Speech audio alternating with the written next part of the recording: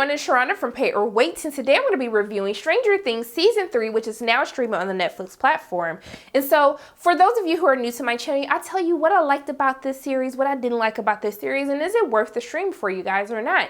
And so, many people were asking me, Sharana, what are you doing for 4th of July? And I was like, guys, I ain't doing nothing for 4th of July. It is Stranger Things Day. I'm going to be sitting in front of my TV on my couch with my glass of wine and my hookah, and I'm going to be binging the hell out of some Stranger Things. And I have to say, I had a pretty great time doing so. So I just want to let you guys know that this is going to be a spoiler-free review. So don't you worry. If you're not done binging yet, I'm not going to spoil a darn thing for you. But I got to show you my Stranger Things t-shirt that I had ordered. It says, in a world full of 10s, be an 11. Had to show that to you guys. Like, it has nothing to do with this review outside of it being a Stranger Things t-shirt, but I was excited. I wanted to share my excitement with you. So going into season 3 of Stranger Things, this takes place in the summer of 1985, and so essentially my babies are all grown up. They're young teenagers now. They were young teenagers before, but like they were really like grown up before our eyes, especially since we took a break in between season 2 to season 3. So they definitely noticeably look older. And so now the gang is having a little bit of friction because we have some relationships going on that's causing friction with the boys. We have Max and Lucas who are together, and then also to Mike and 11. And so this is causing some problems from Will, who just want to hang out with his boys, but they are too consumed with their girlfriends and any problems in love that they're having at the point in time that he just gets frustrated with them. And then we have Dustin, who returns back to the gang, who's coming back from summer camp, and then he's starting to see that there's some distance between him and his other friends. And so for that, what I think that they do a very great job of is that they split the characters up this season, and they do a better job of giving each of these different characters something to do that has, it comes together beautifully towards the end of the season, how all of these different storylines and subplots all tie in together towards the end of the series.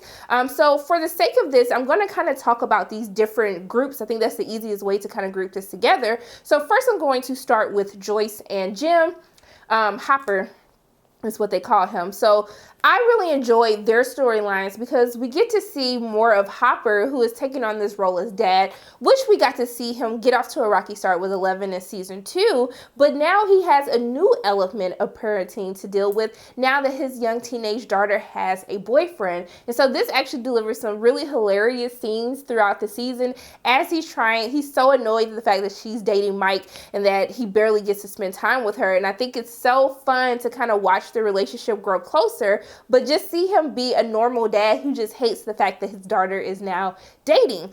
But he also gives us some great action. They always do a very great job with David Harbour, and the action that he brings as he kind of goes toe-to-toe with this like little Terminator Russian baddie in this season, which I thought that some of the action choreography that they had, some of the gun scenes, I was just like, this is a full-on production right now. I was like, okay, I see what you guys are doing. But also too, we get to dive more into Joyce, who's had a rough time in these past 2 seasons, where we saw that Will was consumed by the mind flare, and then also too, she had to deal with losing her boyfriend Bob. And so this season really focuses on her trying to pick up the pieces, but also too trying to figure out what's going on when things start to seem not so okay, like we're going back into the wrong direction as a new threat arises amongst the group. So I would have to say that one of my least favorite pair-ups would have to be between Nancy and Jonathan, who I actually enjoy both of their characters, especially in season 1 and season 2. But the storyline that they give these characters is kind of just like,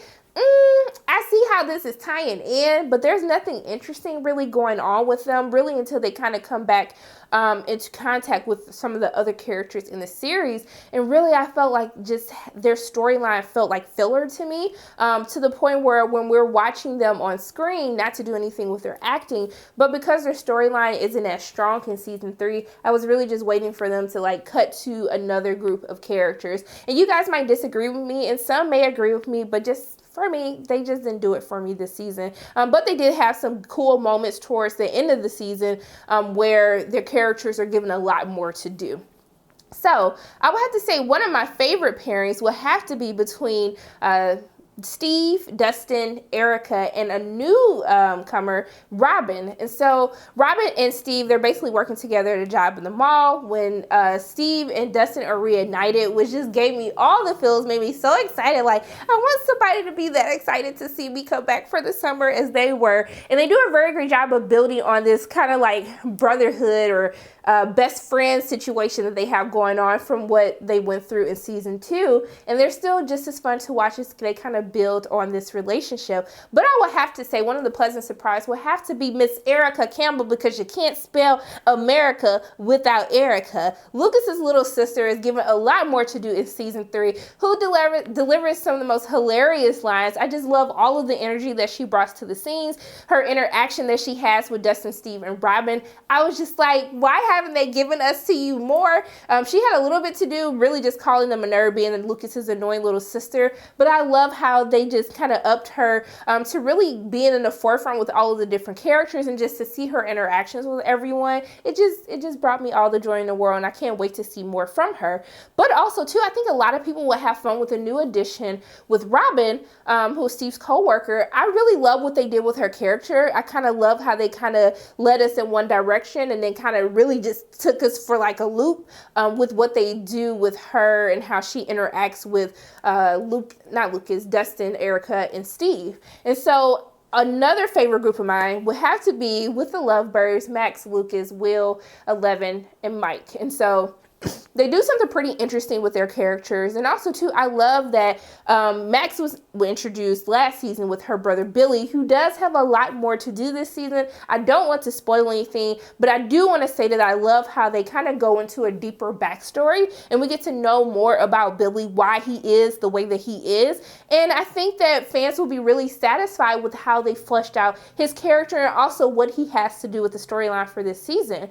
But one of the most favorite parts that I had in season 3 would have to be the friendship that we have between 11 and Max, who didn't get a lot of time to interact because 11 was kind of in hiding and Max really wasn't brought into the loop of what was going on. But I do love that they take the time to develop a friendship between the two as you get to see them kind of bond with each other. And then I saw you guys giving 11 some clothes. Y'all been having 11 out here in this like little raggedy dress and this wig, and then she's been on the run. But I love that they gave her, she had like a little outfit. She had some like little character to her. I was like, I see you, 11. But I do love that 11 is still here to save the day. I love her independence, how she really takes on the responsibility of protecting her family, her friends. But also too, in some parts of the season, I was just like, 11, your friends can't do nothing to save you. I was like, damn, like they are really worthless. But they do prove me wrong as the group really finds ways to be better useful to 11. And so we really do get to see them work together as a team, even though we know who the boss of the entire show is with 11. But I do want to say that the action, the set pieces, how the monsters look, you can definitely tell that they've thrown more money into season 3. I thought that how all of the episodes look, the cinematography was done very well. As we're introduced to kind of this new, the Mind Flayer, I thought that he looked, is it he or she? We still don't know.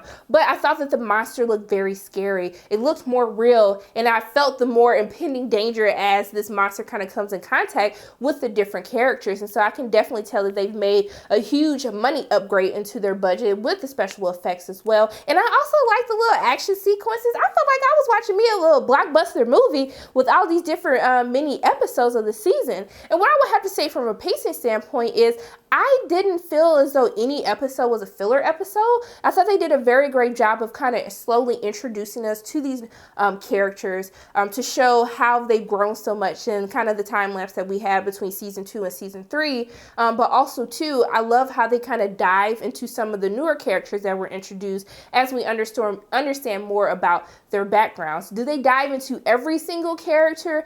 No, they do not. But I don't think that it hurts the show. Out of anything, because there are so many different subplots that are happening, only maybe once or twice did I feel as though like, damn, this is a lot going on right now, because you got this happening over here, this happened over there, that happened over there. But because they do such a great job of tying all of them in towards the end of the season, it wasn't as much of a con as it was to me kind of towards the middle of the season. I just kind of got a little bit overwhelmed because there are so many characters that they have to focus on, and there's so much going on kind of in these different subplots.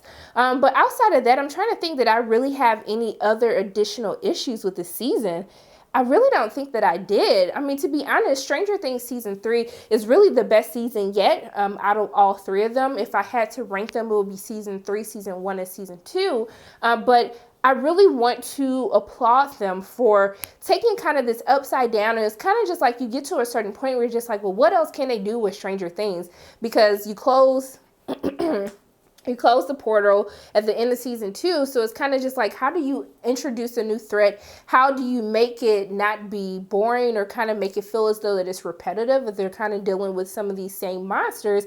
But I think that Stranger Things 3 does a really great job of kind of introducing some of the same conflicts or the same situations that they have to get themselves out of, but they've upped the ante so well with the bigger budget, with the bigger monsters. I'm sorry, y'all, I've been like struggling all day with the bigger monsters, and it kept me engaged from beginning to end. Like, they just did such a great job from the character development, the happy times, the sad times, and there are some sad times, to a really shocking season finale that will leave a lot of people thinking, where can they possibly go in season 4? Like, for me, after watching this season, I can't see it. I'm just like, there's so much that has happened. I don't know how you kind of come back from this, but because he did such a great job with season 3, I'm really excited to see what they do in the future with Stranger Things. And I really think that it's worth everyone's time to binge this show. As I said, just kind of recapping everything, I found this season to be funny, scary at times. I love the themes and the references from the 80s, even kind of callbacks to other films. Also to some product placement, which I'll be doing a separate video about.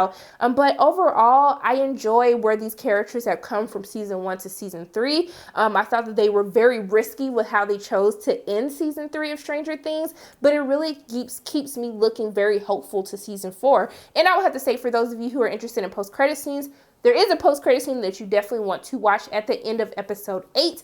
But overall, this is so worth the stream, so worth the binge.